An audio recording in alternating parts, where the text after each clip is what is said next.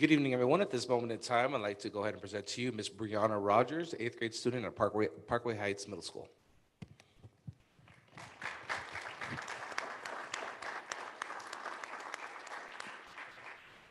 Good evening, everyone. Okay, please stand for the Pledge of Allegiance. Put your right hand over your heart. Ready, salute. I pledge allegiance to the flag of the United States of America and to the republic for which it stands, one nation, under God, indivisible, with liberty and justice for all. Please be seated. Thank you. Brianna is a great president at Parkway who loves to dance during her free time. Her favorite sports are badminton and volleyball. Thank you very much, Brianna. Let's give her a huge round of applause for starting us off the right way. Thank you. Thank you. And Brianna, if you can come back up to the podium, we'd like to take a celebratory picture.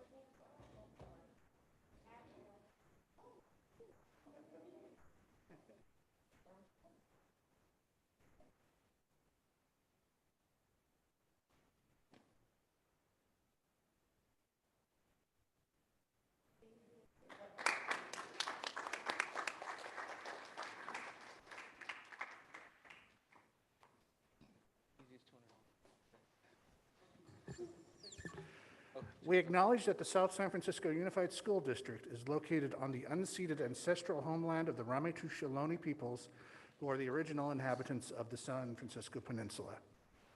We wish tonight to pay our respects by acknowledging the ancestors, elders, and relatives of the Ramaytush community, and by affirming their sovereign rights as First People. Item E in our agenda, reporting out from closed session.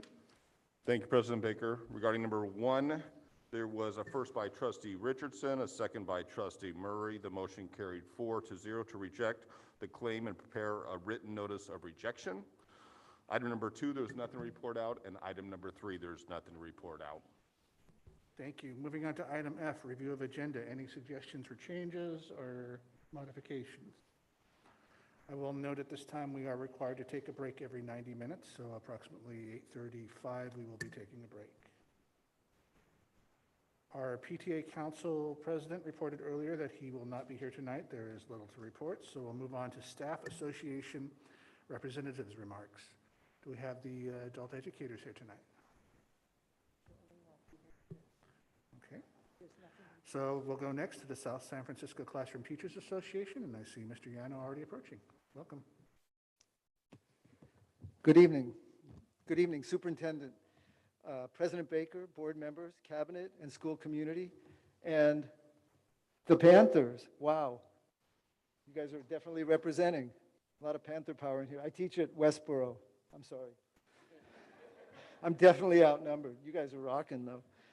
Okay, we will be sunshining our proposal for bargaining later in this meeting.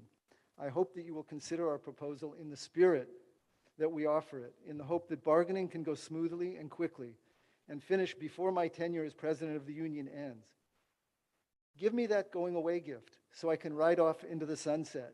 Who was that masked man? Happy in the knowledge that you, the board, understand that education is our only hope for a better world, and that teachers are the foundation of education and should be treated as such. If we could sign a 2 or even 3-year agreement, our teachers would go into the summer feeling valued and respected and look forward to a good year next year. Thank you.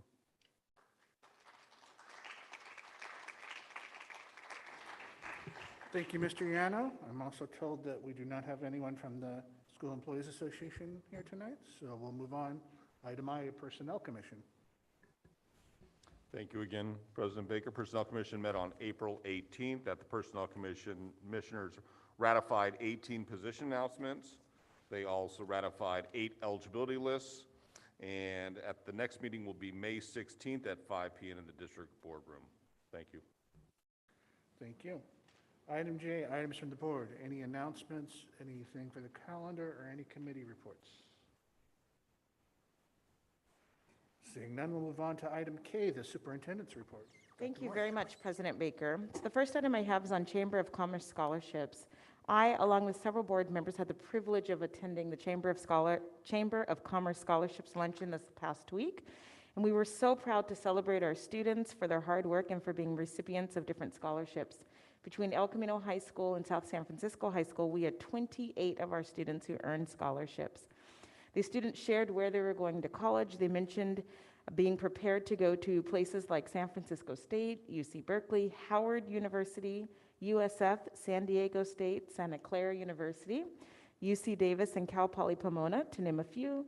There was also a diverse interest in student majors: nursing, nutritional science, biochemistry, biotechnology, cognitive science, and psychology, to name a few. I want to thank the Chamber of Commerce and all of the scholarship sponsors for creating the conditions that allow our students to have funds enough to achieve their dream of going to college. So thank you and congratulations to our 28 students who earned those scholarships. The next item I have is on COVID-19. I just wanted to share with our community just a brief update on where we are. Our last board meeting, we talked about transitioning to strongly recommended mask wearing, and I just wanted to keep our board and our community apprised. The week of April 11th, as we stated, we had 21 positive cases. The week of April 18th, we had 13 cases. This week, thus far, we've had 36 cases, and that is just through today. So we still are going to be testing students tomorrow. We still might receive additional calls. So it's just a reminder to our community, mask wearing is strongly recommended, and we continue to encourage all to please continue to wear your masks for everyone's health and safety. The third item, it's other. I just wanted to share the California Department of Ed State Superintendent of Public Instruction, Tony Thurman, announced earlier this week the winners of the newly created 2022 Pivotal Practice Award program. This is the program that is being in place of the California Distinguished School Award, as we all know. It celebrates schools and districts that implement an innovative practice during the 2021 school year, when we were all required to offer distance learning because of the pandemic. 727 schools and 121 school districts are being honored for their demonstrated efforts to support students in 4 targeted areas: either student engagement, distribution of technology devices, nutritional services, or social emotional well-being of students. I am really proud to share that 2 of the schools in South San Francisco Unified have earned this distinguished award. Ponderosa Elementary School, they focused on the use of technology not only to maintain the educational program, but to support students in their social emotional growth and ensure that they continue to feel supported, validated, and encouraged. They also included the ways in which they needed to increase access and partnership with their parents through technology. And so they did this in a myriad of ways, so we're so proud of them. The other school, Monteverde Elementary School, was also given this award. They too focused on technology and the ways in which they leveraged it to provide regular support for students, our families, and one another. They also used it to increase engagement for students and create opportunities virtually for them to connect, to forge positive relationships, and to stay engaged in their learning. And we are just so very proud that South San Francisco Unified School District is represented in earning this award. And with that, that concludes my report. Thank you. Thank you, Dr. Moore. I'd like to move on to our student trustee reports. First, I have Abigail Verino, our spring student trustee and the ASB president from El Camino High. Welcome, Abby. Testing. Okay. Thank you, President Baker. Good evening, board members, cabinet, and audience at home, and audience in person.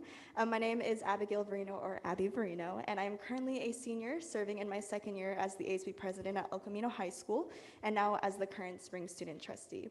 It is great to be in person with you all, and I hope everyone has been safe and been doing well. Starting off with my report, May is Mental Health Awareness Month, and to further normalize the topic of mental health, ASB is creating a calendar to post on our school's Instagram at ECHS_Colts, consisting of small activities students can participate in on their own time to promote self-care while also spreading care and love to others during the day. Some of the activities include giving an affirmation to someone they appreciate, showing a song that makes you happy, allowing students an opportunity to be featured on our Instagram story, and to spread love to others. May also celebrates Teacher Appreciation Week, where our ASB class is having students show their appreciation to the teacher of their choosing by writing affirmations and letters to them on paper apple cutouts. ASB students will be collecting the affirmations from flex classes to then organize the Apple affirmations according to the teacher and then distribute to the respective teacher. Denim Day is celebrated on April 27th in honor of Sexual Assault Awareness Month and is encouraged to protest harmful attitudes about sexual assault and show support for survivors and overall eliminate victim blaming. On campus yesterday, we had so many students show out and wear various forms of denim, which is showcased on the Student Trauma Open platform on Instagram. Just last week, our Link Crew leaders hosted a Link Crew Carnival for our freshman class where there were various games in our courtyard, snacks were hosted, karaoke was also there, and just overall many opportunities for our freshman class to bond, which was really great, especially coming out of the pandemic or living through the pandemic. For our sports update, our badminton and boys golf team wrapped up their seasons, and we wish the rest of our Colt athletes all the best as they end their season for the spring. Senior Decision Day is fast approaching this upcoming Sunday, and to recognize all the seniors and their plans after high school, whether it be a four-year university, community college, trade school, culinary school, military, army, or a gap year, many, many more, we want to celebrate all the seniors. ASB and counselors are working together to create a banner where seniors can sign their name and plans and receive a free slice of cake. Additionally, there will be a redirection wall where seniors have the chance to print out their rejection letters and post it on our academic building wall, a reminder that rejection is redirection and everything happens for a reason. Lastly, we also encourage all seniors to wear college gear or any gear that represents their plans after high school on May 2nd.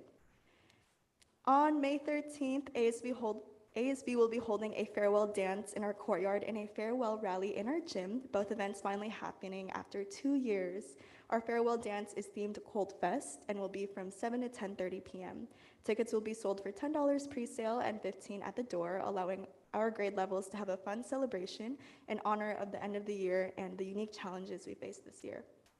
Our farewell rally will have various performances by cheer, advanced performing dance, spring sports recognition, fun rally games, senior awards, and even scholarships, and a special segment for our dear Principal, Mr. Lunt, who will be leaving us at the end of the 2022 year.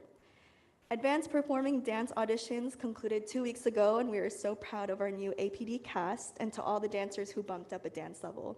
El Camino's very own dance department is back with the dance show after 2 years, with this year's show theme being Emotion in Motion, showcasing various dance styles such as contemporary, hip hop, jazz, ballet, and many, many more. Under the direction of our dance director, Ms. Stevenson, the dance show is a wonderful show where I encourage everyone to come out and support our performing arts program on May 5th, 6th, and 7th at 7 p.m. Tickets are $15, so please come down to the Little Theater and support.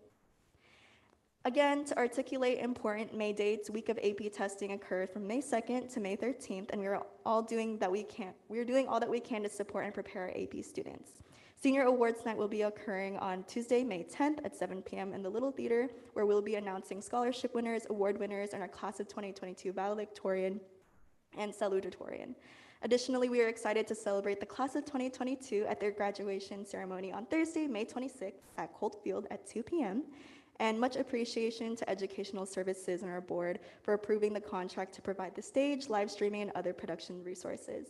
We haven't determined a date yet, but sometime during the week of May 16th to the 20th, we will have a small ceremony to reveal a plaque in honor of Mr. Jim Cresta that will be installed near a bench in our garden facing the auto shop.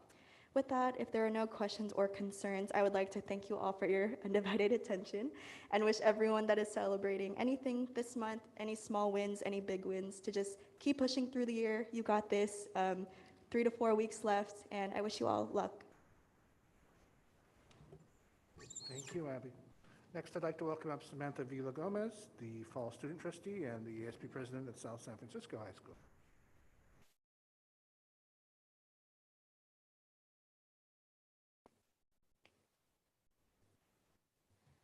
Hello, good evening, community.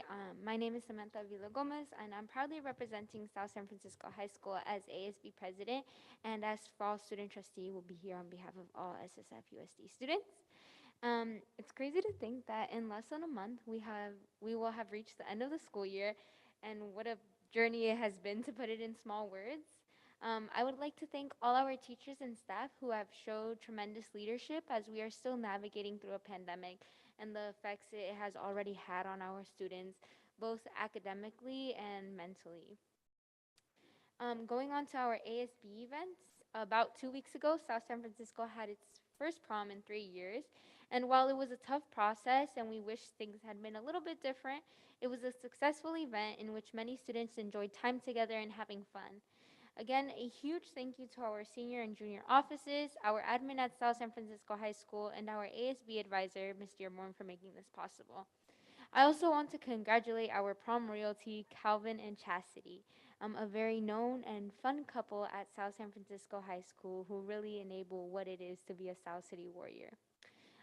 Without sorry, in small words, South City students had an amazing night, and also, luckily, we had no COVID outbreaks, as down the peninsula, our San Mateo neighbors unfortunately did, but we didn't, so we're super happy about that. With Senior Decision Day coming up, we are celebrating our seniors by creating posters in which seniors can come up with a post-it and say which college they are attending. We are also making our Instagram posts in which students can submit a Google form in which school they are attending the following school year, as well as the major they are going to, or any other plans, whether that be in taking gap year or going to trading school or anything else. Our senior task force in our senior office has also begun plans for our senior sunset, which will be on Friday on the 20th of this month. This ties back to our senior sunrise, which we had in the beginning of the school year and signifies the sad coming to the end of our high school career. More details will come as the date approaches. Our PTSA is also starting to plan our senior breakfast, and ASB is also working closely with our admin at South City on the redistribution of cap and gowns. Sorry, I'm getting all tongue twisted today. We are launching full speed into our senior activities, and I would like to thank all the parents and staff that are helping make this a memorable but also safe and normal, making this as safe and normal as possible. AP exams are coming up, and South San Francisco High School students are studying away. We know that this can be a stressful time for our students, so as always, the doors of our mental health counselors are always open. For our underclassmen, we also are planning to have a day during Dead Week in which we will be using our football fields and having puppies so students can go and pet them and de-stress. On Friday the 22nd, our cheer had a cheer showcase in which they had junior cheerleaders from SSFUSD who chose to attend, learn a dance and a chant, and perform, as well as our cheer perform their cheer routine. It was a successful event, and we also were able to celebrate our cheer seniors and bid them farewell. On May 4th, we would like to invite everyone to the softball game against El Camino, in which this game will be the one in which they'll be competing for the trophy. We hope that the force may be with our Warrior softball team. We would also like to congratulate Casey So and Angelina Tam for making it to the swim PALs, and congratulate them for embodying the warrior spirit and always practicing their hardest at swim practices. Our boys volleyball team filmed their Meet the Teams, and again, I would like to remind everyone that the Meet the Teams are on the South City Video Art page on YouTube if you would like to see our South City athletes that we are so proud of. Oh my God, there are so many spring sports and they are having amazing seasons, so make sure to look at the South City website to keep up with the games. And tomorrow is our folklorico program's concert, Alma de Mexico. This concert will be on Friday, April 29th at 7 p.m. and also Sunday at 2 p.m. Tickets are being sold for $25 at the door. This concert is extra special because they will also be having live music. As always, we would like to thank Martin Cruz for spending long nights at South City to make sure everything is perfect and truly caring for our South City students. May 6th is our dance program, and our dance program is having their performance at 7 p.m. And we would also like if you all would attend and come support the arts at South City. These past 2 weeks, we have been celebrating all our spring sports from cheer to baseball to swim to track and so many others. And we have been having lunchtime activities in the quad and giving special shout outs to our seniors as this is their final season. This past Friday, we had our annual car show, and while not as many cars showed up as we wanted, we were still happy to look at vintage cars and also had some of our students participate and bring in their trucks that they had been working on. We had a food truck and art by local Chicano Frisco artists to celebrate the event. On May 13th, we will be having our farewell rally. We are super excited for this rally and the many surprises we have in store. Because there are surprises in the store, I won't share as much, but I would like to thank our rally commission for all the work they have put into the school year. We have had 3 successful rallies so far, and they've had to navigate through many restrictions while still finding a way to make it fun for everyone. I would also like to shout out our winter percussion and color guard teams as they both came in first place on Saturday, March 26th, and the final championship on April 2nd. This was the first year that South San Francisco High School had a winter percussion team and had lots of students playing instruments they had never played before. And lastly, Teacher Appreciation Week is next week, so ASB had a lot in plan. We are creating an event for only teachers and staff only, in which they can enjoy themselves and have fun. I won't give out much details as there are many surprises, but we do have photo booth, a DJ, food, and just basically a small dance for our teachers planned out. I would like to also say that we have different gifts planned out for them throughout the week, but in brainstorming, we were thinking, what would teachers like to show that we appreciate them? And one student said, raise their salaries, followed by a whole bunch of giggles. Because even though ASB can appreciate our teachers and give them gifts and throw in a dance for them, only for them, and try to make the week fun for them, we can't give them what they want most, a livable salary. So like Mr. Yano said, we hope that you listen to their demands in this negotiation, and he could ride off into the sunset that he hopes to when he retires. But I would just like to say that also, every decision that you make that affects the teachers, our students see it, and they see what type of people you are by the choices you make. So I urge you all to please, again, listen to their negotiations and their demands that they are making, because they aren't unreasonable. Teachers want to work here at South City, but they just can't with the prices being raised and not being able to have a livable wage. That is all. If there are no more questions, that is my board report. Thank you. Thank you, President Avila Gomez.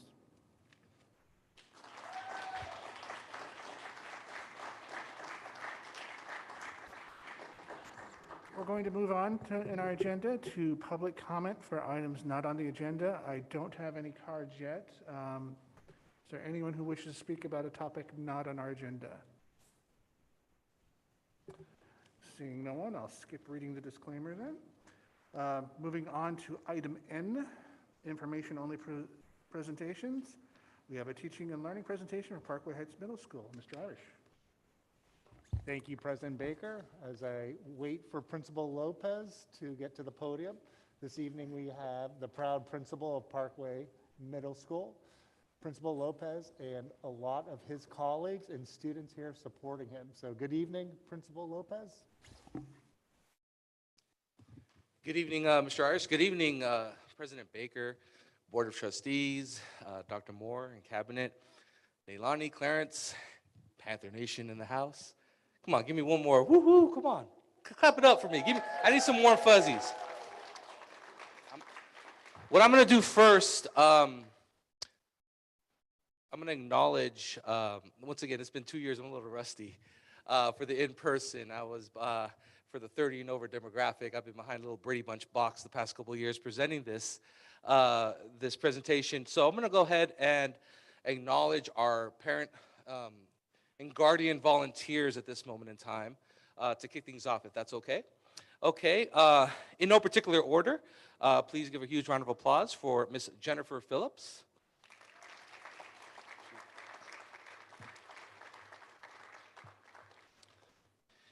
Miss D. Sharf Popolak.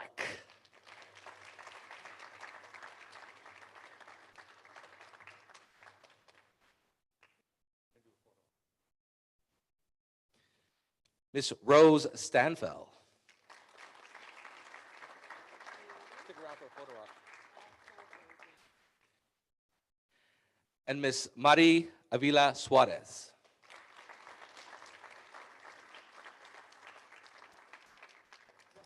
And it goes without saying, I want to thank all of the volunteers at Parkway. I want to thank all the classified and certificated staff.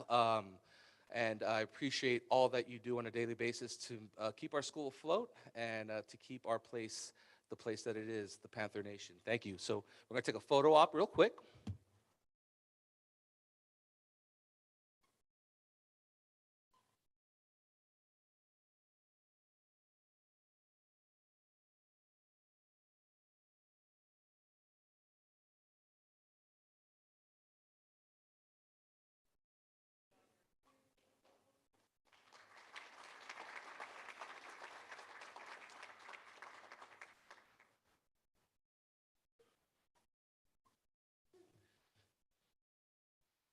Thank you once again.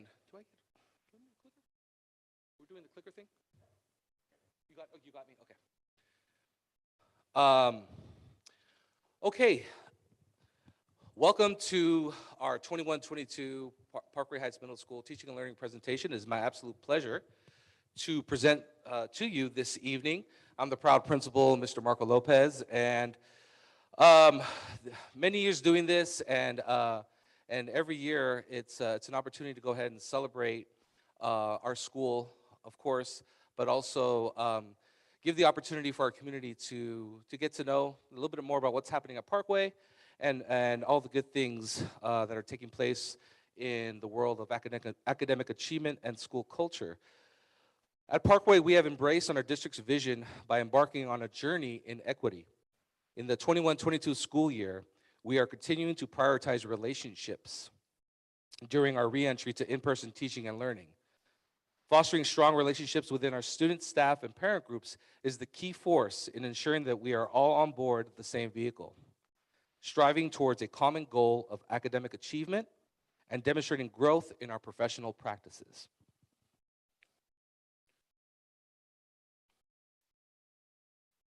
This next slide outlines the vision, Lcap goals, and the district priorities.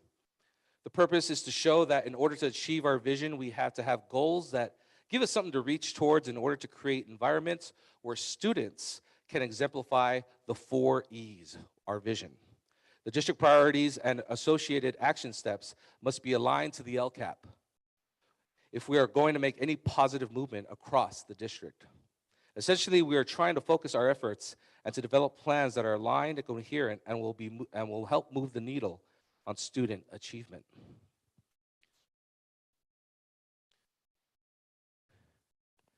This slide identifies our district's priorities through our 3 Lcap goals: academic achievement, professional development, and student, parent, and community engagement. So I will talk a little bit about goals 1 through 3 as it pertains to our school. In goal 1 at Parkway, one of our site goals centers around the academic achievement of English language learners. You will see examples of this in the next slides. Goal 2, most of our PD opportunities this year have taken place internally at the school site or via Zoom.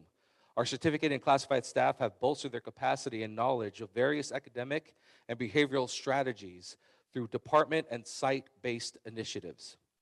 Lastly, goal number 3, returning from distance learning has proven to be challenging in many aspects, including parent engagement. However, our strong parent, staff, and student groups continue to work collaboratively on our relentless pursuit of bolstering our school culture and climate.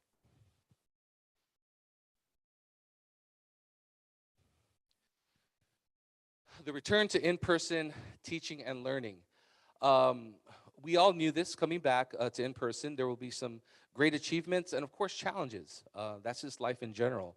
So I'm going to go ahead and highlight just a few from each column.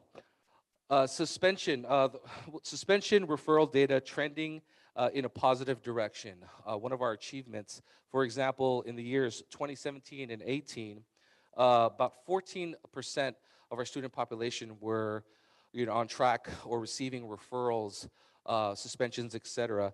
If you fast forward to current 21 and 22, 6% of our students. So that's a decline that's actually a positive gain. A couple more things that we're building on our experiences from spring 21 and bolstering our overall performance in the classroom and in our program in general. And also counselors readily available to assist in a multitude of facets. And that's just going to get better and better every year. And you will see that in upcoming slides, some examples of that. Some of the challenges, students experiencing angst during these times. Once again, we've all experienced this in some capacity the past couple of years, and we are working together, learning together, growing together to make sure that we overcome these challenges. And another example would be social and in-person opportunities are limited, which ties along with that, overcoming those angst and fears and what have you. So those are just a couple of examples from each column. Moving on to some data. We all love data. We all love pie charts, right? Ooh, pie, hungry, huh? We're almost there. This graph displays Parkway's 21-22 school year demographic data, with our largest subgroup being our Hispanic Latino population at 79%. We have a total of 561 students tallied at this moment in time. As of April. We're in April, yes, as of April 28th. And with our sixth grade being our largest class at 205 students.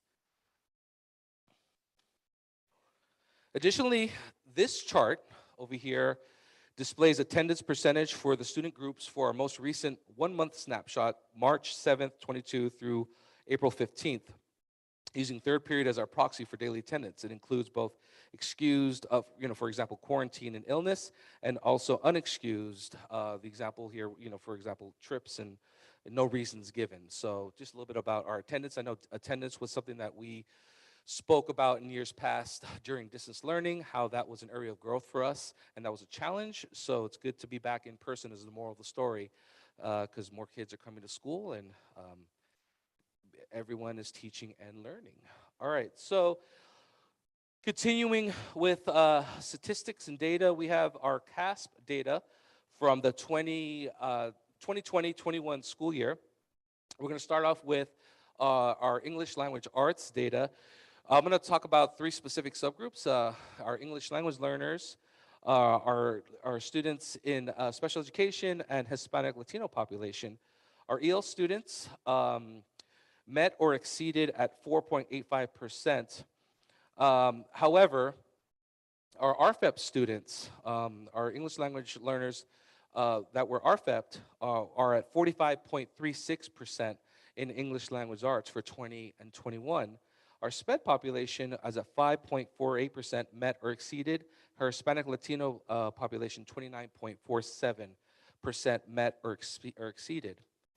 That's for English language arts. For mathematics, once again, 2020-21 school data, our ELs are 4.67%. However, once again, our RFEP students are excelling at a rate of 34.94% met or exceeded.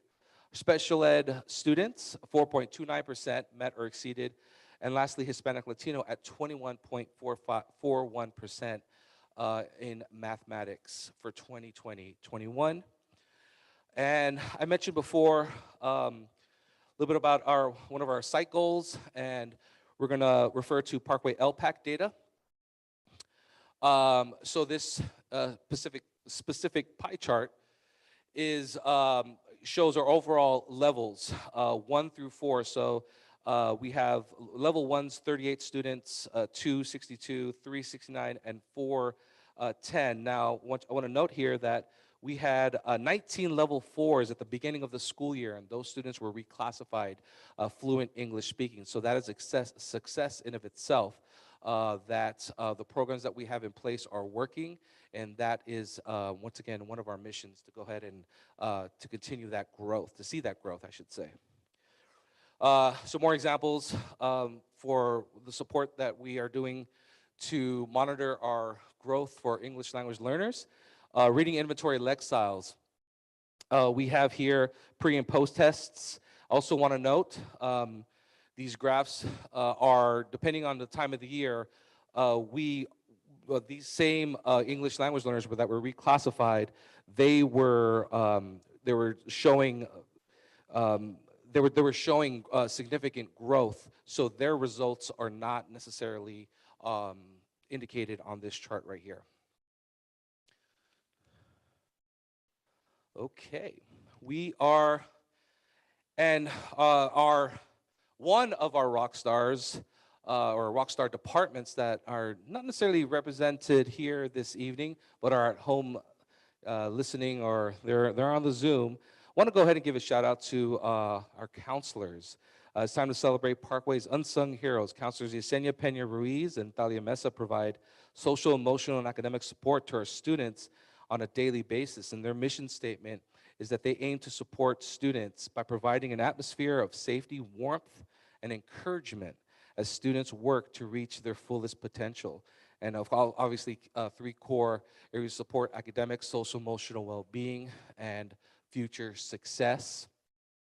And one example of one of their core programs or components that they've went ahead and instilled at Parkway is their Wellness Wednesday, which is won a Kent Award last year, or in the year's 2020-21 school year. These weekly, building on last year's profound success, the counseling team continues to embed Wellness Wednesdays into our advisory lessons. These consist of weekly virtual SEL lessons by counselors during advisory, so the focus on social emotional check-ins. They discuss and expose students to relevant topics such as bullying, resilience, and dealing with digital drama, just to name a few things. Educational and engaging videos related to the topics, and students are given the opportunity to reflect individually and as a class about specific topics. So once again, shout out to our wonderful counselors. Okay, moving on, the fun stuff. There you guys are. So Parkway culture and relationships. So we did, once again, returning to in-person teaching and learning and activities. We did a lot, actually. Kind of, we started off a little slowly. Then we're starting to open things up.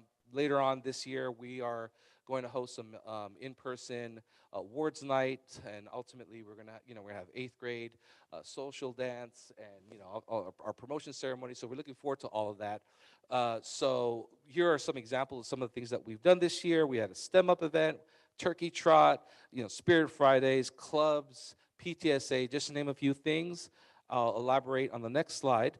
Picture here, we have a virtual STEM Up event from Congresswoman Jackie Spear. Once again, the Turkey Trot, you see it here. Ruby Bridges Day, Outdoor Awards Assembly and the All Grade Social, which includes a taco truck and the boba truck. Spirit Days, we had the pajama days and all that good stuff, and social distance outdoor band class, classroom presentations, and Helix Cup, just once again to name a few things. And lastly, just as we started this presentation, I'm going to give a huge shout out to our PTSA, and PTSA families do make a difference. And studies show that students do better when parents are involved. For example, they earn higher grades and test scores, enroll in higher level programs. They graduate and go to post-secondary education. Once again, I want to shout out all of the group that we went ahead and acknowledged earlier in this presentation, and also everyone at home who has participated in some capacity. We thank you very much, and we appreciate all that you do. Ladies and gentlemen, that is my presentation. I appreciate each and every one of you. Thank you for all that you do. At this moment in time, if you have any questions for me, feel free. Thank you very much for the presentation.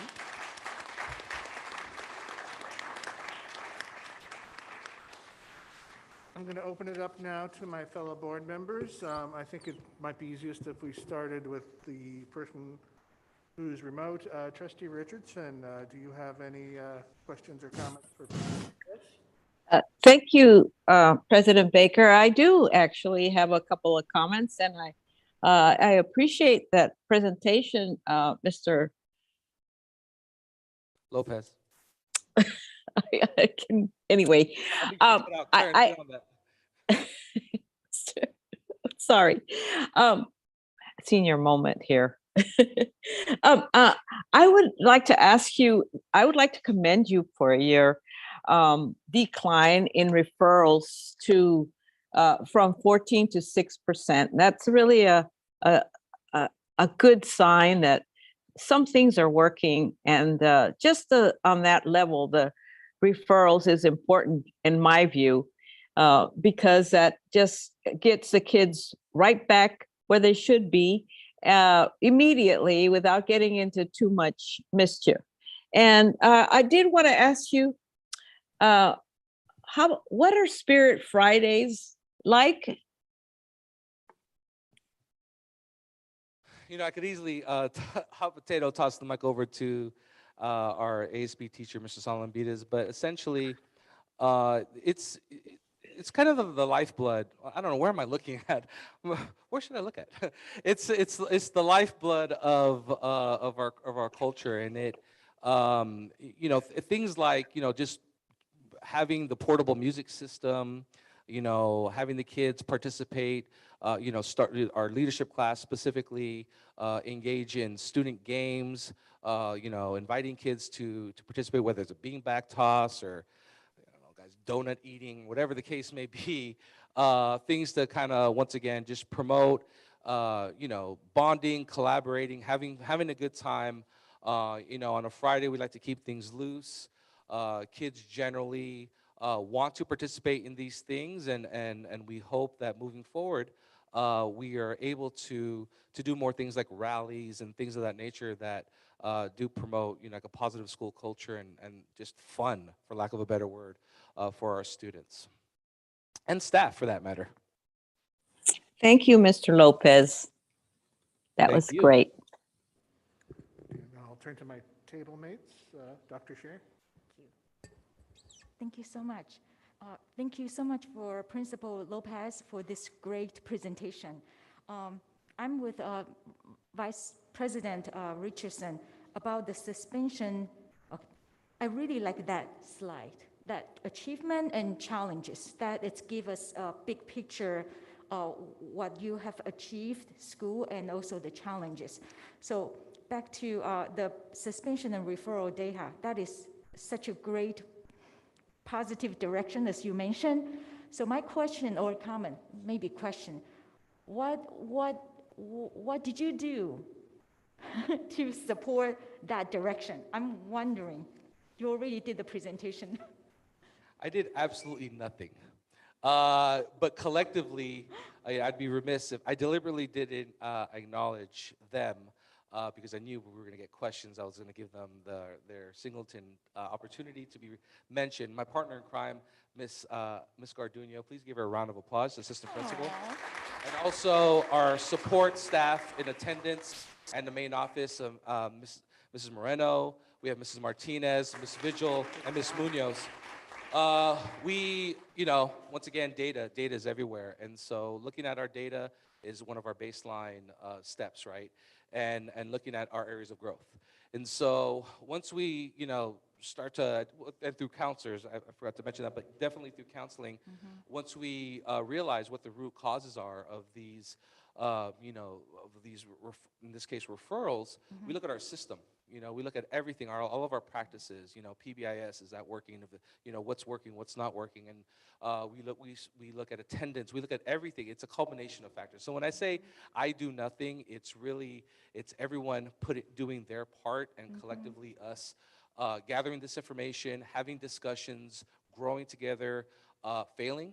You know, you know, this doesn't happen. It looks like possibly overnight or during COVID this happened, but if you look at our data going back to even 10 years, it's been an upward trend in terms of less referrals, less suspensions, et cetera. So we hope, we're not satisfied. We want to see this get better, and we do have to ultimately revisit where we're at next year.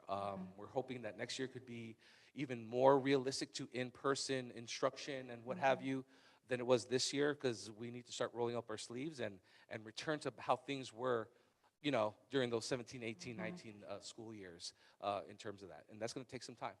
Thank you. And then I also want to point it out, you got this Wellness Wednesday. It's Ken Award winner, and then there is a social emotional component. So I believe this also have contributed to that suspension thing. Absolutely. And so that, once again, this is, you know, it's scary to think this won an award without even it I don't know, maybe not even 5% of its real potential. But once this thing launches and we tie this in with our social emotional curriculum that we're going to launch, school-wide and ultimately district-wide, it's going to be integrated and hopefully something that's here to stay, and that we can definitely use the data or this to support, all of the data moving forward. Wonderful. One last question. On the challenge one, you bring an excellent, very intriguing point to me. It's some parents struggle with motivating their children to do their best in school. So can you tell me more about that? When I read the positive health kits survey, there's one item talking about students, like 50% of students say they have low motivation in school. So this kind of connect to that. So I would like to know more about your thinking on that. Yes, it's an underrated fact. I mean, I'm a parent, and I've struggled during these times of COVID, and it's it's one of these things we didn't realize. Teachers are experiencing it in the classroom when kids are crying for help.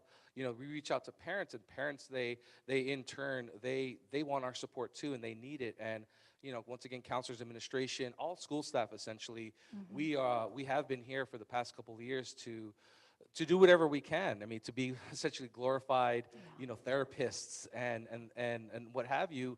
And we kind of reflect. I know Ms. Garduni and I, and we reflect all the time about what we can do to to educate our parent groups, to support them. Sometimes it's not even about education. Sometimes it's just about being an ear. Sometimes it's about holding a meeting with someone that, and most of the time these parents, what we get out of these meetings is that they need support with parenting.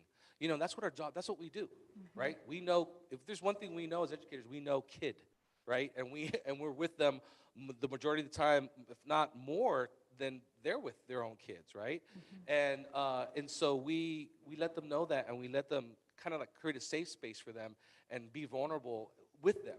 Because, once we say things like, hey, we're parents too, we get it, we understand, or like, for example, I have 2 middle school children myself, and I see what they're seeing at home, and it kind of opens up that door, and I, we speak their language, we walk their walk, and so that is something that we want to, that's another sort of a strategy or opportunity, I should say, that we want to create at Parkway to go ahead and make that and embed that as part of our infrastructure, is that parent and guardian social emotional support. Wonderful. So we're looking into that as we speak. Thank you so much for your great leadership leading our students and faculty. Thank you. Appreciate that. Thank you. Thank you. Trustee Verino, any comments?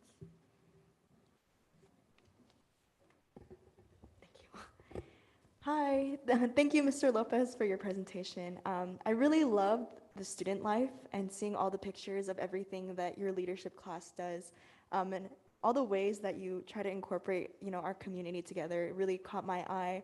I would love to somehow get in contact with you or Mr. Salumbides so that our new ASB office at El Camino can present to your student leaders about potentially joining leadership at El Camino, just so we could set up that relationship and so to ensure that everyone here who is here tonight, it's so great to see you all come out. You're still able to give out service work and be able to serve others even as you move on to high school, if you guys are 8th graders, hopefully. But yeah, thank you again for your presentation, and I'd love to get into contact with either the both of you. Appreciate that. Consider it done. I got my guy right here. And once again, both of you, ASB presidents in high school, congratulations on your presentations. I did that one time. I was vice president. Shout out to me. And I had to fill in for my president one time at the great St. Thomas Jefferson of Daly City. And we did that, and it was nerve-wracking. And like, you guys are pretty cool at what you do. So keep up the great work. And one of these days, you'll hit the big leagues. Any other questions? She's already at the big leagues. I guess you're right. Yeah, she is. Thanks. Trustee Murray. Thank you for your presentation, Mr. Lopez. I was also going to recognize the students. It's been a long time since we've seen this many students at one of our meetings, and it's so cool to have them here. So thank you, guys.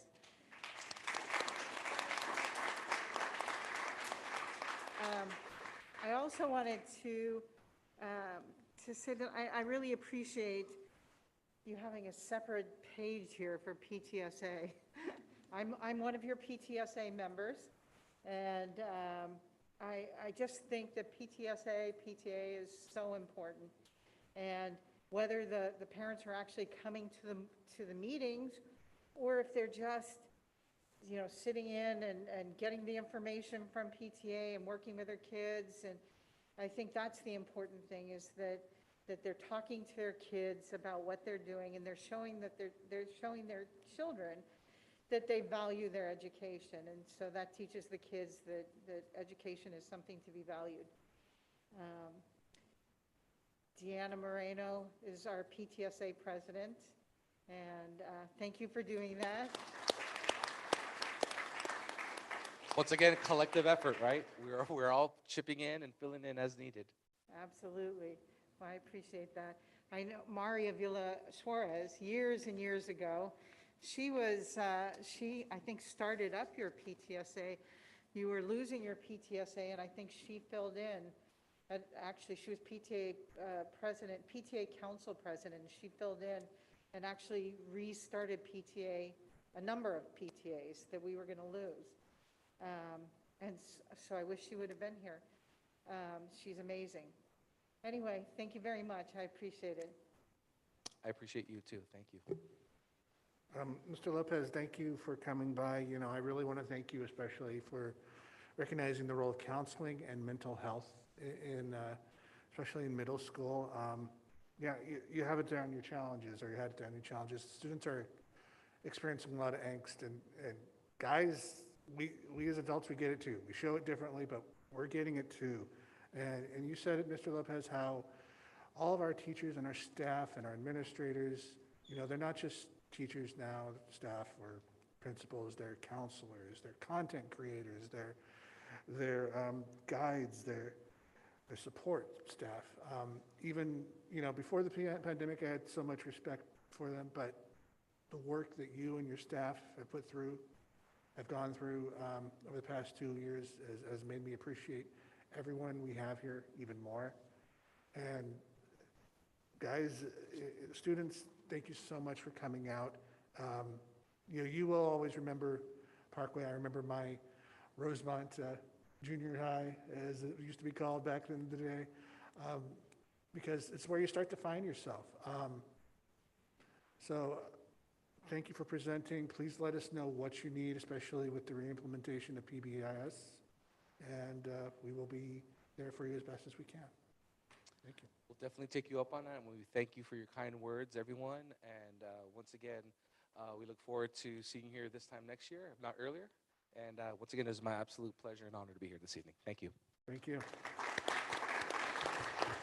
And Mr. Lopez, before you step down, could you maybe have your Parkway Panther community just kind of wave their hands so we can recognize them from here? All right, guys. Stand up and come on. Let everyone know who you are. You heard the man. Let's go. Hey. Can we squeeze this one into the yearbook last minute? No, probably not. All right. Good job, guys.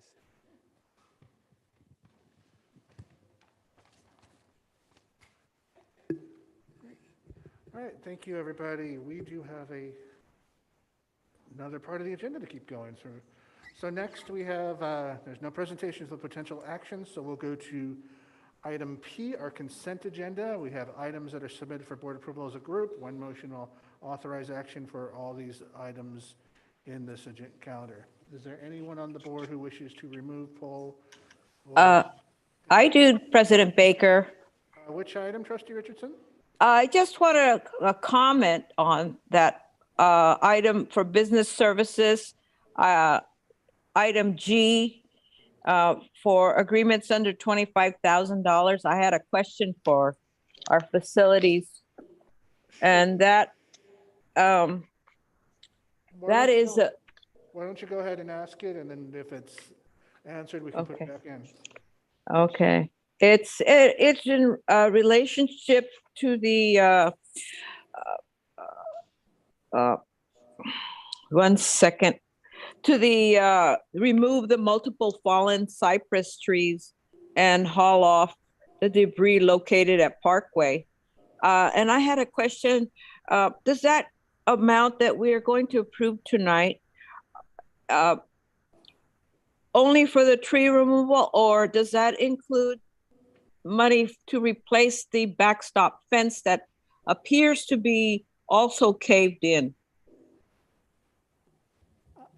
Yeah, hi, Vice President Richardson. Yeah, that is actually only for the removal of the tree and also grinding the large trunk at the bottom.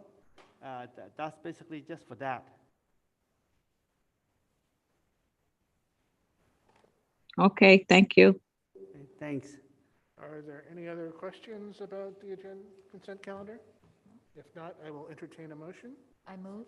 Second? I'll give it to Trustee Shea moves, Trustee Murray seconded. Roll call vote, please. Student Trustee Verena, Yes. Trustee Shea, Yes. Trustee Murray, Yes. Trustee Richardson, Yes. President Baker. Yes.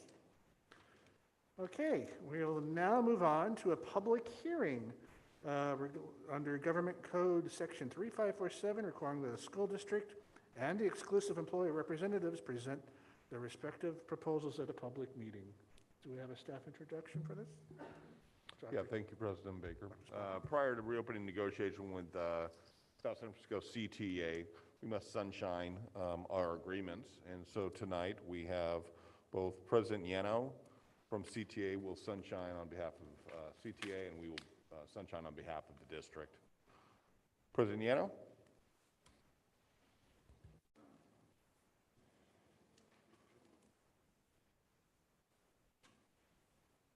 I lost my audience here. Okay, here's our sunshine agreement. It's our sunshine statement for reopener negotiations 2022-2023. In accordance with Government Code Section 3547, the association has prepared the following sunshine statement, conceptual proposals for reopener negotiations. We are prepared to meet our obligation under the law by presenting this document at the April 28th, 2022 Board of Trustees meeting. The association looks forward to beginning formal negotiations with the district. Attached are conceptual proposals associated with the following articles: Article 7, Article 8, Article 12. The order of presentation is not intended to reflect any sense of priority. The association reserves the right to amend, modify, and/or eliminate proposals during the course of negotiations. Please contact the association with the date, if not currently disclosed. The district anticipates it will present its sunshine statement to the board for reopener negotiations. Questions regarding this document may be referred to Danny Yano, SSF CTA President, at 650-872-1002. Okay, in Article 7, compensation and benefits, provide additional across-the-board increases to all salary schedules.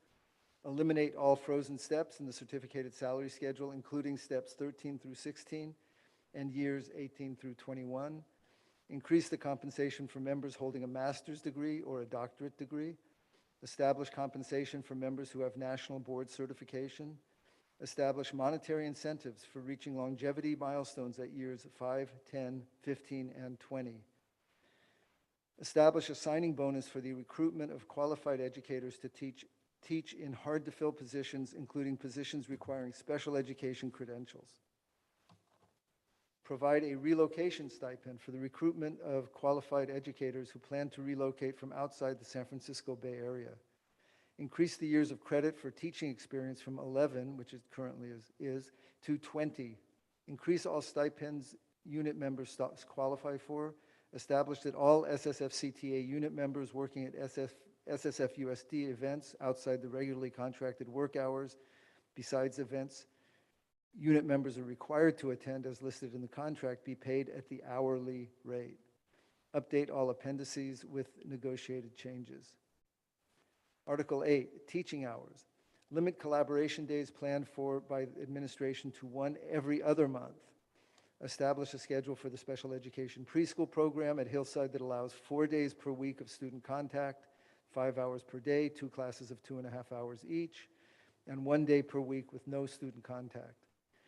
The special education preschool staff will have a 30-minute uninterrupted lunch period and a 15-minute uninterrupted break during the workday. Article 12, class size. Establish a class size cap of no more than 24 students in transitional kindergarten classes. Special education class size cap, no more than 12 students in a self-contained special education classroom and a caseload of no more than 16 students. Special education preschool, a cap of no more than 8 students per mild mod class and a cap of no more than 6 mod to severe medically fragile students. Speech pathologists serving special education preschool will be assigned to 1 teacher to support students whenever possible. And that's it. Can I comment? Am I allowed to just say something?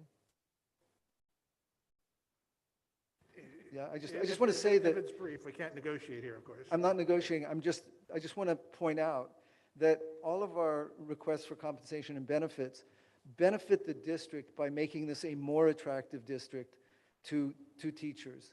And it helps to retain teachers. This isn't just, we want more money for us now. We want the district to be able to attract teachers and keep teachers. And that's what this is aimed at. Thank you.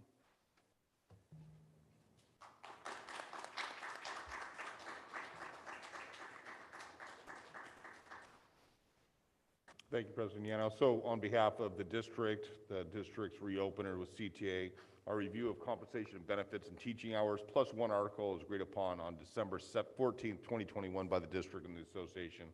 So we're opening Article 7, compensation and benefits, as well as Article 8, teaching hours, looking at the compensation adjustment and or benefits, as well as revise any provisions that exclude outdated, obsolete, otherwise no longer applicable provisions, to reflect the final operative and negotiated agreement. And teaching hours, propose a district-wide collaboration calendar for all sites that is consistent of days and times to facilitate district-wide calendaring and parental awareness. We do hold the right to open up 1 more article for these negotiations as needed. Okay, thank you. This is a public hearing, so this is an opportunity for members of the public to comment on either proposal. Is there anyone who wishes to speak? Seeing none, we will close the public hearing. Thank you. And we'll move on in our agenda to our business services item, district bond financial analysis update. Kiko Sato of ISOM Advisors will present information on the district's bond financial analysis and the next steps for potential school facilities improvement bond. Ms. Sato, welcome.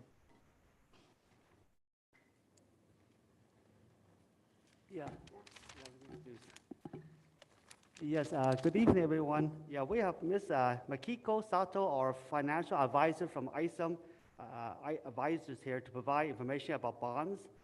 She's here, or she was here actually back on March 24th to provide the results of the voter survey results for a bond, which was very positive.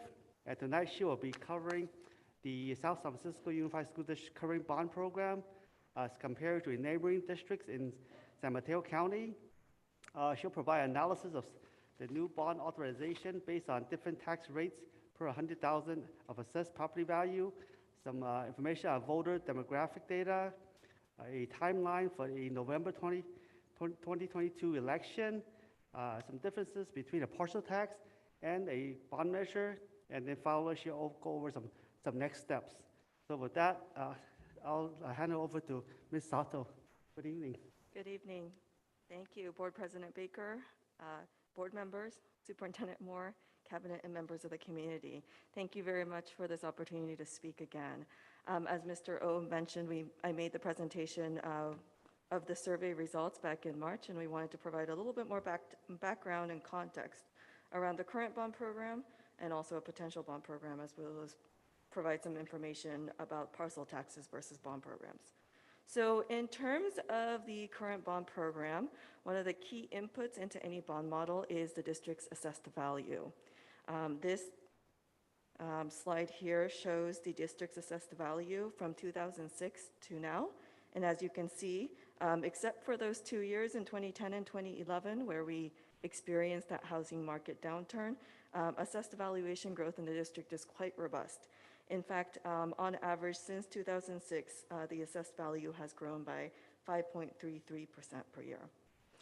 In the box to the right, you can see that the district voters have approved 2 bond measures. The first one back in 1997, Measure C, with 74.6% support. A second bond measure in 2010, Measure J, with 77.5% support, so very strong support. The combined bond program tax rate currently is $35.20 per $100,000 in assessed value, and we'll compare that against other school district bond program tax rates later in the presentation. The note on the bottom there indicates that the district has a lot of bonding capacity remaining. In terms of the bonds outstanding from the prior authorizations, the district has approximately $164.2 million in bonds still outstanding. It's broken down by series on this slide. And moving forward to slide 5, these bars represent the annual debt service requirements in connection with the outstanding bonds. The red bars represent the 1997 authorization bonds, the debt service associated with that 1997 authorization, and the bluish green bars represent the debt service associated with the 2010 authorization. One thing to note here is that you see that the red bars roll off after 2023, so it's a good time to be considering a new bond authorization as you're paying off that 1997 Measure C bonds. So moving on to slide 6, we wanted to see how much a new bond authorization, specifically a Prop 39 bond authorization, would raise. The amounts that you can raise from a Prop 39 bond authorization are dependent on the tax rate targets that you want to put into place in connection with this measure. One thing I do want to point out, and it's very small, but you can see in the footnote there that the repayment terms of these bonds are 30 years. And so these bonds are uniquely suited to fund capital facility improvements because they are able to raise, in a relatively short amount of time, in a span of about 5 years, raise a significant amount of money to invest in your school facilities, and they get repaid over 30 years because the improvements are long-term in nature and have a useful life of 30 years, if not more.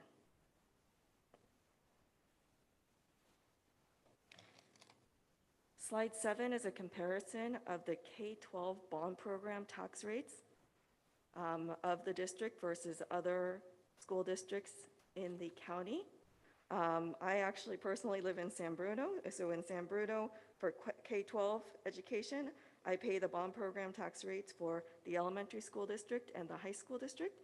And so for the areas in which there is an elementary school and the high school district, those programs are stacked. And you can see how the district's tax rates currently in connection with the bond program are the lowest in the county. Can you repeat that last sentence just for the record? Sure, yes. So the district's current bond program tax rates are the lowest compared to other San Mateo County school districts, K-12 school districts. Thank you. Currently, thank you. Can I ask a question? What does that mean? That statement, what does that mean to, I don't get it. Okay, so as a homeowner, you pay your annual property taxes. And so the actual amount you pay depends on the assessed value of your property. So, not everybody in your community pays the same amount. But the tax rate per $100,000 for your bond program, for your outstanding bonds for Measure J and Measure C that have been previously approved, the tax rate is, I believe it's about $35.20 per $100,000 in assessed value. So that rate is lower than a similar taxpayer living in any other outside of South San Francisco Unified School District in San Mateo County. Does that make sense? Yes, so Okay. so that convert to the assumption then it's a good time for us to do this bond? Yeah, I guess what I'm trying to point out is the tax burden in South San Francisco is lower than, compared to other school districts in the county. More, okay, Yes. that's helpful, thank you. Okay. I have a question. Yes. Thank you for that presentation. But I have an issue with the polling. Did you ask the people you were conducting the poll on if they supported alternate or other revenue streams other than bonds? Was that in your poll questions? No, we were specifically engaged to assess the feasibility of a bond election. And so our survey was really geared towards testing a potential bond election, a potential bond measure on the ballot. Okay, so do you agree that there are other revenue streams available to districts? Let's limit to clarification questions during the presentation, and then can ask follow-up questions afterwards, please. Thank you. Sure. Oh. All right, so moving on, the next section is about the voter demographics. The district has approximately 46,000 total voters. A majority of them are registered as Democrats, 58%. What's notable, and I think this is getting pretty typical in San Mateo County when everybody is voting by mail, but 83% of your voters are permanent vote by mail voters. The district has a somewhat older leaning population with 43% of voters over 55. And then in terms of turnout on the next slide, you can see that the turnout can vary pretty significantly depending on the type of election. November 2020 was a presidential election, and there was a large turnout. Some of the primary elections, especially for gubernatorial elections, had significantly lower turnout. And what we've seen through the survey is that your low propensity voters tend to be a little bit more supportive of this bond measure than high propensity. So we like the November elections where the turnout might be a little bit higher. And then on slide 11, this is just, I actually quite like this, this Venn diagram. And as you're considering a potential tax measure, specifically a bond measure, there are a lot of different objectives that the district will need to balance. Of course, project needs is a significant part of that, but we also want to make sure that the bond measure is designed so that we can get voter support for it. And then finally, we also want to make sure that we're implementing a program that is responsible and that can be issued on schedule using traditional and conservative financing methods. So in terms of next steps, we're already partway through this timeline. In terms of next steps, we do need to be working with Mr. O and other district staff to get a more formal project list. We'll also be starting a conversation with an election consultant. An election consultant can help the district, maybe provide some information, factual information to your community about the status of your facilities and update the website. But eventually, that firm may be engaged by your campaign committee to provide advocacy, but the district itself cannot do the advocacy. We also want to start reaching out to the movers and shakers in your community, maybe the city council or large taxpayers, to get a feel for what their thoughts might be on a potential bond measure. And then also we'll be working with legal counsel to start drafting up a bond measure resolution. I also understand that there are some questions comparing parcel tax versus bond measure, so I did want to cover that here in the appendix. So two of the main types of tax measures that school districts consider are a parcel tax or a general obligation bond. And specifically in this table, I'm going to be talking about Prop 39 bond measures. So one of the key differences is that the voter threshold to pass a parcel tax is 2/3 versus 55% for a bond. In exchange for the lower voter threshold, there were some protections built in for taxpayers. Specifically, Prop 39 bond elections need to be held on a regularly scheduled election date. So for the district, the next opportunity to do a Prop 39 bond election is this November. And after that, the next opportunity will not come around until 2024. Parcel taxes have a little bit more flexibility in terms of election dates. And many parcel taxes in the county actually go on a ballot, on a special ballot in the spring. So in terms of use of proceeds, parcel tax is fairly flexible. It can be used for any purpose as long as it's specified in the ballot.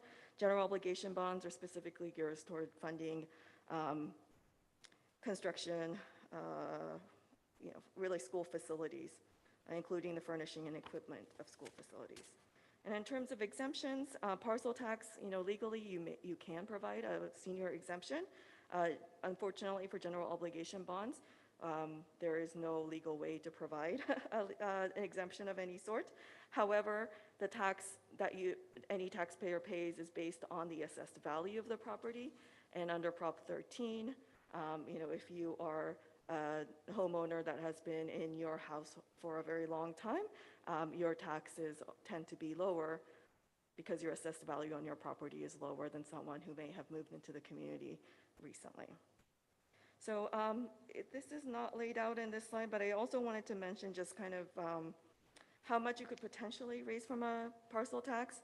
So I did look at other school districts in the county, and then the parcel tax rates can vary from $58 per parcel, which is what Jefferson Union High School District has, to up to over $1,000 per parcel, which is what Menlo Park School District has.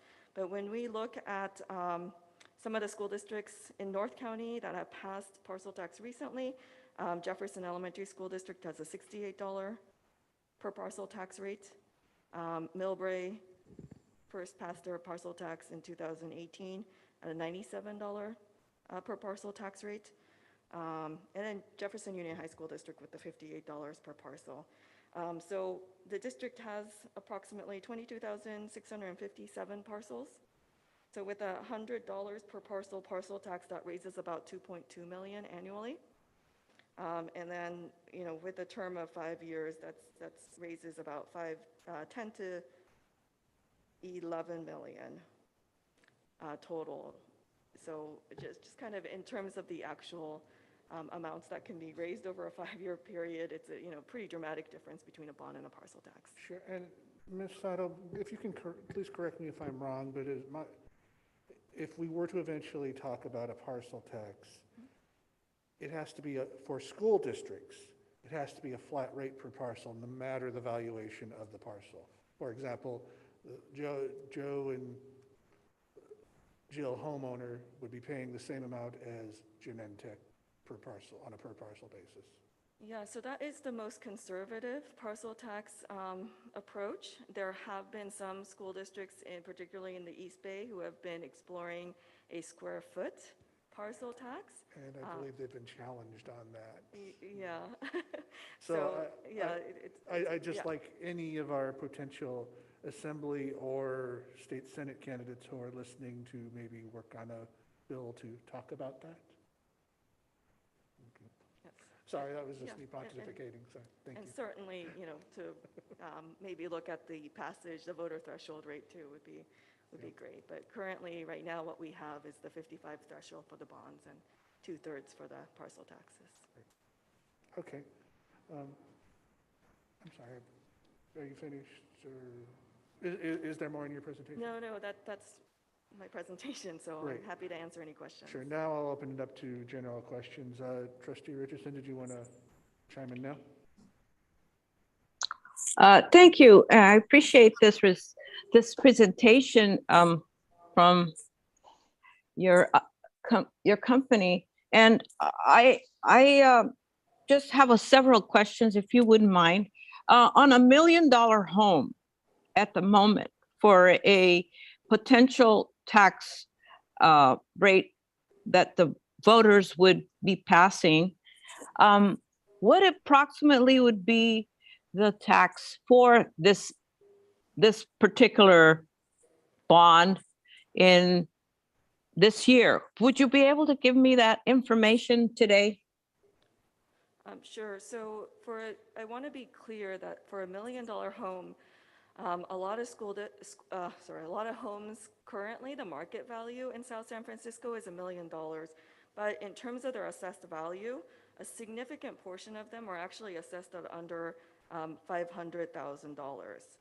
Oh, okay. Yeah, so That's there is a difference between the market value and assessed value. So I do want to make okay. that very clear. So, Well, yeah. oh, go ahead. Oh, I appreciate that clarification. And with a parcel tax, is it in this county? It's very popular. I mean, over 60% pass. Which is your research back that up? There are a lot of school district with parcel taxes in this county. That is correct. And the parcel tax, the attractive thing is that at the end of the term, say for 10 years, you can do either two things, and two things happen actually. At the end of the 10 years, you can renew the parcel tax, and there's no additional long-term debt to the voters. Is that correct? Yes, but I think the key difference is how much you can raise initially for, with facility improvements, with bonds, you're able to generate a lot more proceeds up front, and that's why bonds are used to fund capital facilities improvements. I definitely agree with you that there are advantages to parcel taxes, specifically that they can be used for, things other than facilities. A lot of parcel taxes proceeds are used for programs, and that's fantastic. I would consider it, considering this is like our third outstanding bonds, and in my experience and in my research has said that usually school districts ask for a bond when they finished paying. This would be our third bond that we are coming to ask the voters again, when some of this stuff was basically abuses. I'm sorry to have to say this, but this is the reason, and we're in a legal fight at the moment. And honestly, I believe that this is a real issue because it might mean an increased rate on the bonding. And I'm just for a $400 million bond package. Wouldn't that be close to $1 billion at the end of maturity after 30 years to the voters? Yeah, so I do want to point out that the 1997 authorization would roll off in 2023. And so if the new election bond measure passes and the district starts issuing bonds, there will always be only two bond measures on the property tax rolls. So I just wanted to clarify that. And in terms of the repayment ratio, that's a very good point. That usually the total debt service on bonds is about twice as much as the principal amount that you issue. The state actually passed a law limiting the repayment ratio to 4-1. So the way we're designing this program is actually fairly conservative. We're going to be well within the repayment ratio. That is in Ed Code, the maximum repayment ratio in Ed Code. And specifically for the existing program, I mentioned that the outstanding bonds is $164.2 million, and the total debt service is actually only $240.3 million, which is a 1.46-1 ratio, which is very low, and well within that 4-1 statutory limit that I just mentioned. So I agree that, the numbers, but on your projections, I mean, I have no reason to question them otherwise. But do you agree that there are other revenue streams available to districts that could offset the amount that we asked for the voters? I mean, I think it would be very hard to raise, $400 million through any of the alternate revenue streams, to be honest. When you look at how school facilities are funded throughout California, maybe 65% of those come from local school bonds. Another 30% or so come from state matching funds, which are matching local school bond money. And so I'm actually, from a school facilities perspective, unfortunately, there aren't that many sources of funding, honestly, yeah. But there are also loans that I was, I heard that districts can for facility, for workforce housing. And I found that out last week when I went to a California School Board Association meeting where specifically one of your examples of Jefferson Union was able to build 122 units for theirs, and they had a very small bond, and the rest was financed through a loan. And so I think that the board needs to hear all our funding options, which I have not heard of other than one thing, which is bonds. And I think it's extremely costly to the voters. And the fact that you ask them just about bonds, it just doesn't convince me that this was a very a complete and accurate poll of the tolerance that the voters have for this debt funding that that we've been discussing. So those are my misgivings. Plus, I also have an issue that I need safeguards in place, and the parcel tax and not the parcel tax. I back up. If we were to go to these alternate streams of funding, for example, bonds and for example, grants and other vehicles instruments that are offered to school districts that would minimize the need and at the same time provide a safeguard that we so desperately need to from the abuses of the past and the future. We've had people tell us. Madam Vice President, we actually have to take a break. It's 8:36, and I think you're getting more towards internal debate rather than questions for our presenter. So I am going to declare a 10-minute recess now, and you can resume after 10 minutes. Thank you.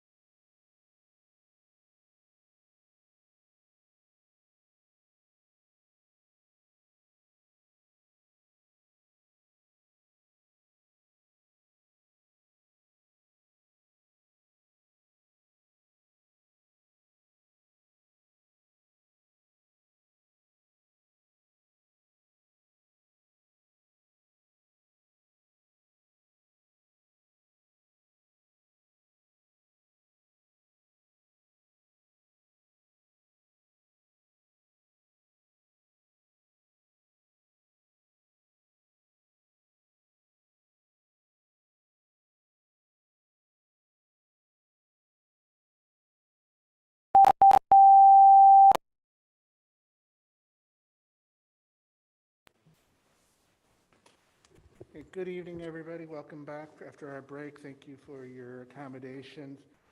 I'd like to reopen it just for questions for our consultant here about this study, or maybe the studies presented last time. Any debate, let's save that for a few minutes later. So any more questions for Ms. Sato at this time? Trustee Murray, go ahead. My question is, Yes, I have one more. All right, Trustee Richardson, one more question for Ms. Sato. Go ahead. If there are two initiatives on the ballot, what are the chances of passage for either?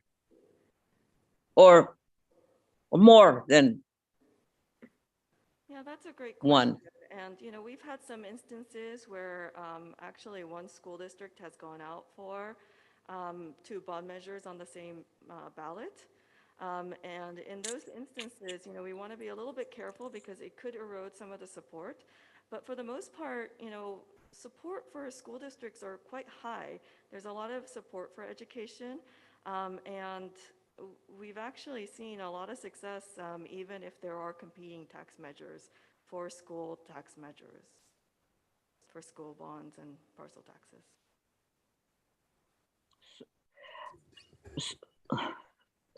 Okay. Thank you, Trustee Richardson. Trustee Murray? yeah, I just thank you for your report. My question is, what percentage did each of the other bond measures, Measure C and Measure J, get when they passed at the?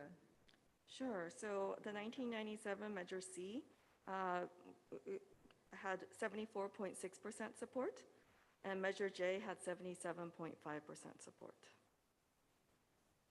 Thank you. Any other questions from the fellow board members? Dr. Sharon? Just comment. This is excellent presentation. Thank you so much for the broad view and then help us understand. It's very complicated. You have to juggle so many factors and then provide us pretty clear direction that in this PowerPoint. So thank you again for your wonderful presentation. Thank you very much. Ms. Sato, again, thank you for both this presentation and the one you gave us at our previous meeting. Just let me, as we discussed earlier, my question alluded to earlier, just confirming that Jefferson has the highest per parcel tax at $53 per parcel, right? Is that? Oh, that is the lowest. Oh, that's the lowest at $53 per Yeah, parcel. the $53 per parcel is the lowest. The highest is over $1,000 per parcel. That's a combination of multiple parcel taxes by Menlo Park Elementary School District. So when you actually look at the highest rates, a lot of these parcel taxes were first implemented, a long time ago in the 80s and the 90s, and they've been renewed and, added to over time. Great. And thank you. And I guess part of what I was alluding to earlier is that a parcel tax is pretty much flat, regardless of the assessment on the property. Whether you're a Genentech or a 200 square foot shack, as opposed to a parcel tax, which is based on the value of the property. That's correct. That's the conservative approach to parcel taxes, and I just note that there is that, square foot parcel tax that some of the other school districts are exploring, but some of those have been legally challenged, as you had noted. Thank you. So I think that's all the questions we have for you, and I think now we're going to be talking among ourselves about it a little bit. Then. Okay, great. Thank you. Thank you. Although if you can maybe stick around for a few minutes in case we do follow up with you. Okay. Great. Does anyone want to discuss next steps or any other topics related to this?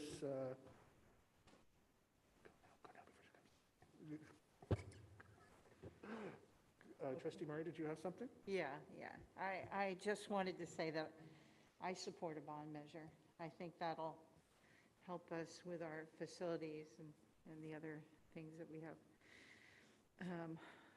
that we need to do. But I did want to say that although Measure J had its challenges, that was a different board, a different administration. Mr. Savage has been amazing in helping us get to where we need to be, and I believe that he would continue on as the bond director or bond whatever. And we've done a lot of good, even this board has done a lot of good trying to get us back to where we need to be in terms of Martin and Parkway, et cetera. Technical difficulties. 5 minutes, please. We will take a 5-minute break for technical difficulties so Trustee Richardson can participate. So we are in recess again.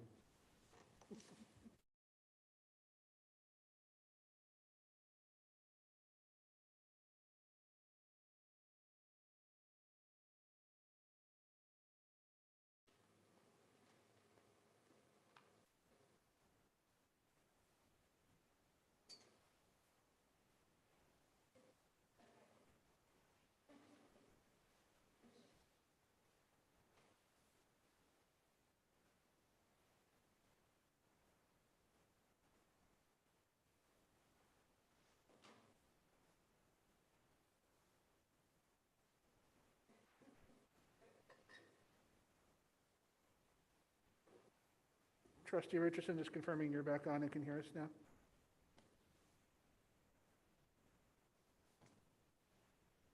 Mute. Okay, is he back? Yes, can you hear us? Yes. Okay. Okay. Then we're opening it up to debate. So if you have anything to say, maybe now's a good time to say it. Oh, shoot. Oh.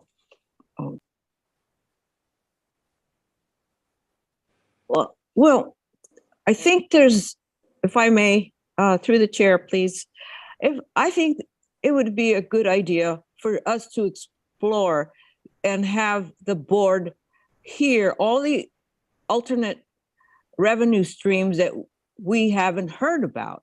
And judging from my experience in other school districts, they were able to raise money and minimize or reduce the debt funding to the voter. So I think that until the board hears all it has access to, that we are not going to make an informed decision. And just going to the voters because they were asked one question, it really is a disservice to the rest of the voters. So I ask that the board consider more than a bond and how to fund, to just as a respect out of the voters because of all the issues that has plagued the last two bonds. It was,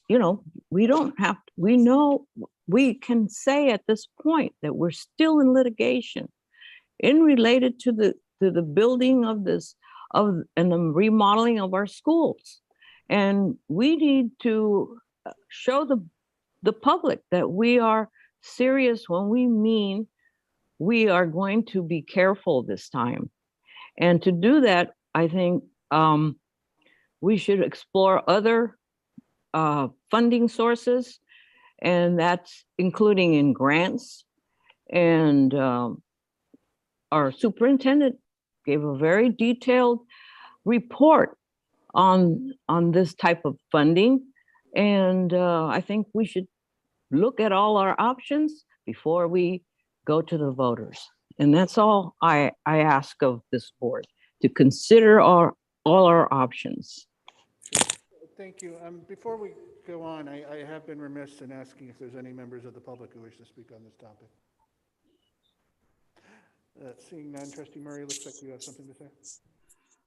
Mr. O, do you have the amount of money that, the amount of facility needs we have at this point in time? Yes, that's a good question, Trustee Murray. Yeah, at one of the recent previous presentation that we made, we're looking at, we're working on a facility master plan to identify what our needs are, in terms of each of the sites. And right now, we have about over $500 million worth of needs in our facilities. A lot of things, for example, like autonomous pipes underneath are starting to buckle or crack. So we have a lot of urgent needs that need to be addressed. Part of the reason is because we haven't passed a partial bond for over 11 and a half years. So you look at Jefferson, for example, they since 2010, that's when we passed a bond. They passed 5 bonds since that time already. That's why their facility is such in good shape, while our facilities is falling apart because we just don't have the facility, the funding from the state to cover all those needs. So that's why, normally school district pass the bond every few years, and then they take care of about 1/3 of the sites. Then 5 or 6 years later, they pass another one and take care of the other, 2/3. Then it's a continuous process, but we have not passed one for 11 and a half years. So that's why, it's a very urgent need to pass one at this time. That one bar graph showed that very well, that we're like on the bottom of every district in our county. Debt burden, yes. Yes, I agree. The graph on page 7 shows that we are, by several dollars, the lowest debt burden in San Mateo County. Can I ask I do have a clarification question, Ms. Sato, regarding when does the interest rate for a school bond get fixed? Is it when it's do we name it in the ballot? Does it get fixed upon issuance or when? So in the ballot, we do provide an estimate of the total debt service associated with the bonds, but the interest rates themselves get set when the bonds are issued. And so when you look at I'm trying to find the slide 6, we are assuming that the total bond authorization would be issued in 3 different series. So there are the interest rates on the bonds would be set on those 3 occasions. Sure, and I will note that we just had the first interest rate increase in many years recently, within the last few months, indications that they're only going to go up, and that would indicate to me if we ever are going to issue a bond, we should do it sooner rather than later, in order to reduce the burden on our taxpayers in the district. Thank you. I do agree with Trustee Richardson in one respect, and that is that there are other things that I would like to look into at some point, such as a parcel tax. We are one of the only, if not the only, school district in San Mateo County to not have a parcel tax. And the difference here is a school bond won't pay for raises for our teachers. It won't pay for, cafeteria. It won't pay food. It won't pay for retirement, which is something that we need to consider. But as Mr. O said just a few minutes ago, we do have $500 million in assessed needs from the presentation we saw recently, that a parcel tax wouldn't come so close to touching, especially if we do want to pay our teachers more, which we do. So that is important to consider. That, I think Trustee Richardson, you may be saying it's one or the other. I'm saying it's both. You might have to consider at some point. I can't hear. Thank you. So at the time, I'd like to hear from staff, what direction are you going to need from us? Excuse me, President Baker, I wasn't hearing you. Something's wrong with my earpiece. There's merit to all these instruments that they call it for debt funding or not debt funding. But I'm very concerned about the safeguards. If we applied to an institution to give us money for workforce housing, we will have to, there will be stipulation that keeps the board and the administrators honest. And that's my big concern. The trust that the public has to have in regards to the two outstanding bonds and the problems that we've had. And I'm not going to go into it because it's a subject for another day. But the thing is, those are my huge concerns. And the fact that we do need to have and weigh all our options. And I don't see that here. I see it's a beeline for one option and that's it. That's all I have to say. Thank you. Thank you. Dr. Shea, you wanted to add something? Thank you. So I want to share my opinion. I agree with Trustee Marie about the bond. And then I'm so new in this board, so I don't really know detail about previous two bonds.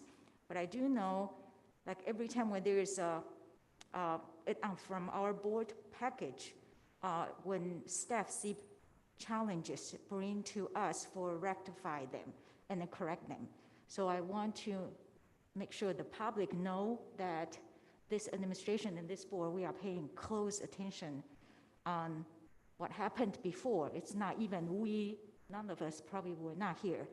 So I would like to move forward and not having, and then we learn from those challenges and then move forward on the positive side. So I support what Trustee Marie's thoughts. Thank you. If I may respond to Trustee Shea. Sure, briefly. Go ahead. Thank you. The reason I have for my position is basically that, let's be honest, the same board has been on the receiving end of the issues that have caused me concern. And the administrator, this is a 30-year obligation. And all of us don't know the future.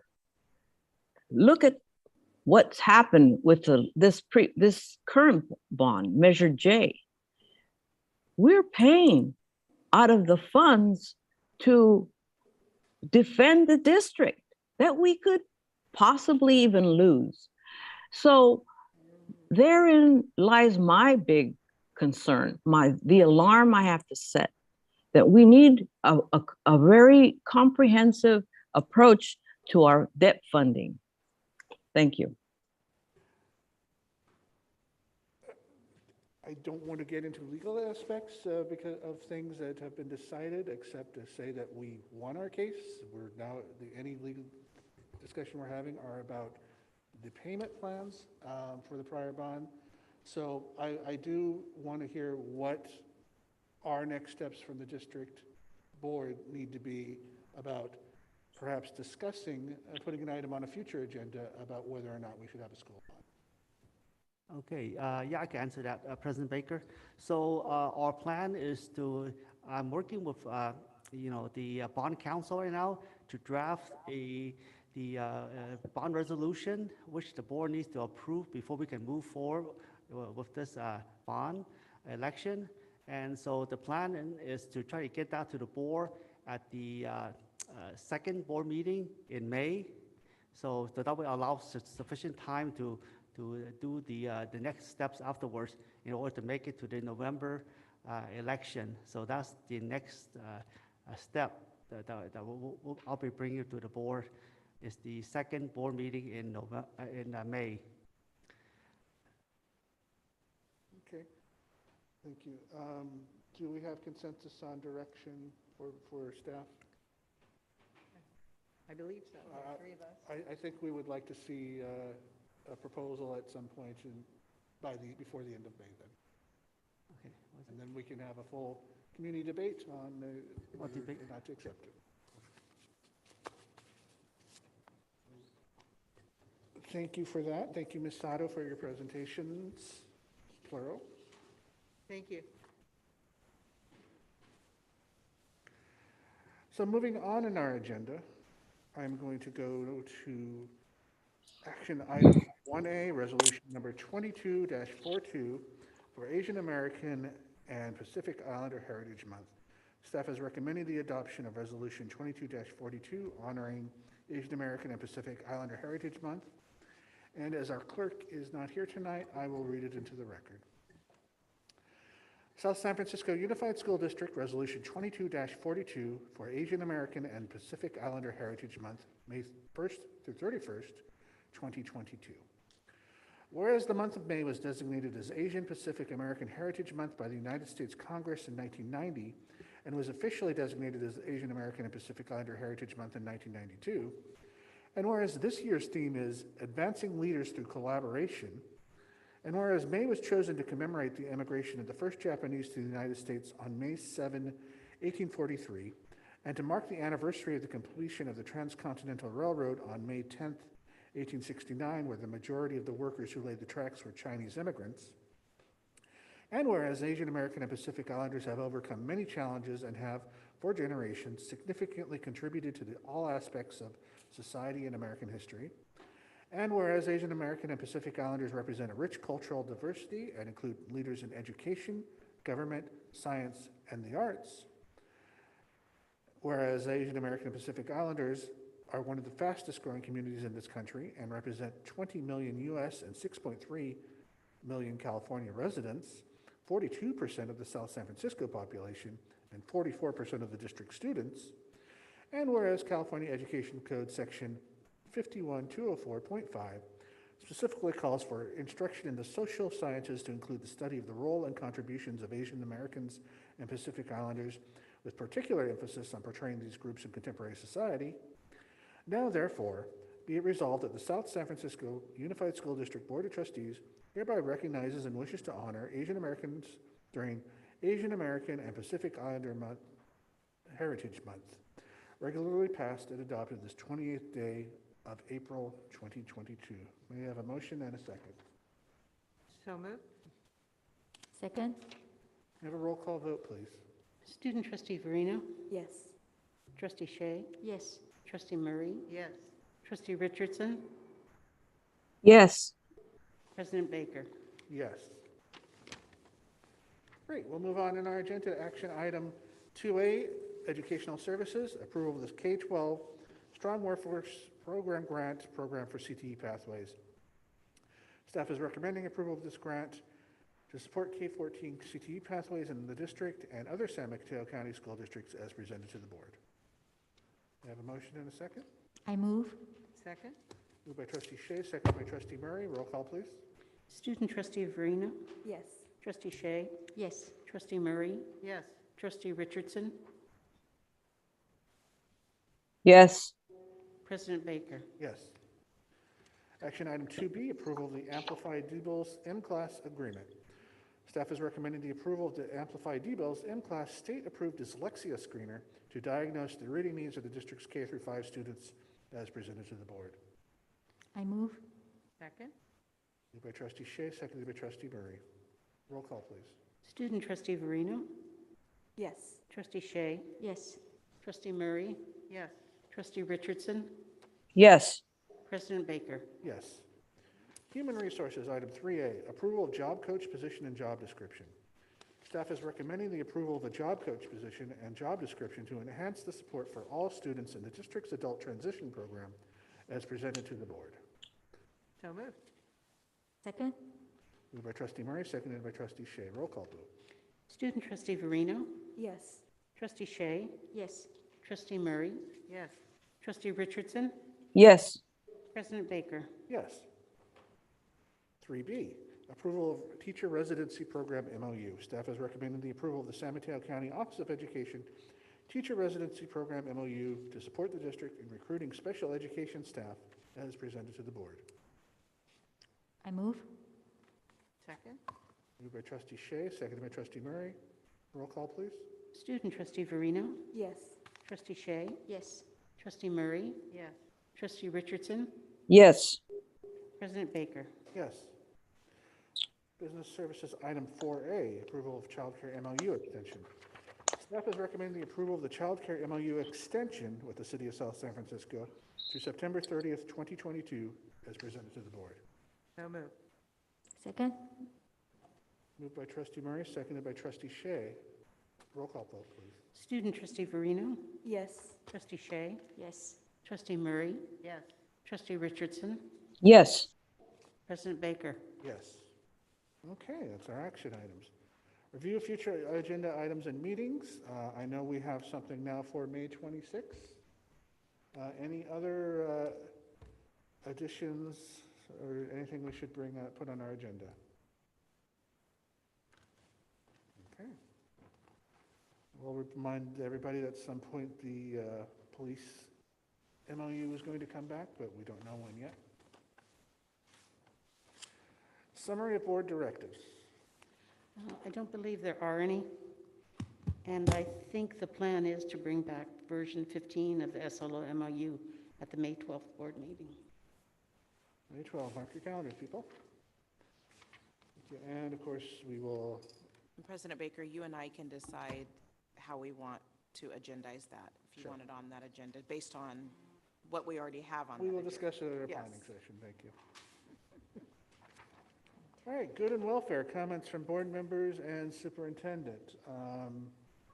Anyone want to lead us off? Several of us went to the scholarship Chamber of Commerce. That was wonderful event, seeing our students receiving the scholarship, and then thank you for the sponsor and Chamber of Commerce. It was such a great event, so thank you. Thank you. Trustee, actually, Vice President Richardson, do you have anything? Yes, just briefly, I went to Dia de los Niños this last Saturday at the steps of City Hall, where they were celebrating the children of the district in the Hispanic community, Cultures Alive, I think it's called. Anyway, that there were dancers, and it was quite a nice show. And then prior to that, superintendent and Trustee Shay and yourself, President Baker, and Pat Murray, Trustee Murray, attended the very inspirational scholarship. It was such a proud moment to see our young graduates or seniors accept hundreds of thousands of dollars in scholarship. And I was so happy to see the Rotary there and all the donors of all this funding that our seniors get. So I was happy to attend, and that is my report. Thank you. Thank you. Trustee Verino, anything to share? Thank you. Tomorrow, I'll be accepting a scholarship at Kenyatta College for careers in the law. So it'll be very exciting. Thank you. Thank you. I know Mr. Irish will love to hear this, but I already committed to the college of my choice, actually my dream school, so I'm very lucky, very fortunate, and I'll be revealing it at my last board meeting. Oh, keeping us in suspense, yes. Yeah, so I'm just closing off my duties as ASB president, and I'm very excited for everything that's to come in the future, and I'm going to soak up everything in the next coming months, so yeah, thank you. I think you mentioned it last meeting, but who's your successor? Your successor as ASB president? Yes. Oh, do you want to know her name? Yes. Oh, yeah. She's an incoming senior, Katrina Aller. Okay. Yeah. She's spoken to us before. Oh, great. Trustee Murray. Well, before I do my good and welfare, I just wanted to thank Neilani for everything that she does for us. I know it's administrative assistance day a couple of days ago, but for me personally, you keep me on track. You keep me organized, and just everything you do for us is very, very appreciated. So I want to thank you. Thank you.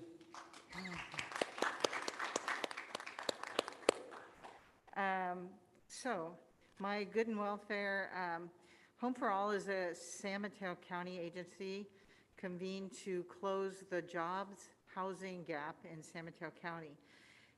They put together a task force, an educator workforce task force a couple of years ago.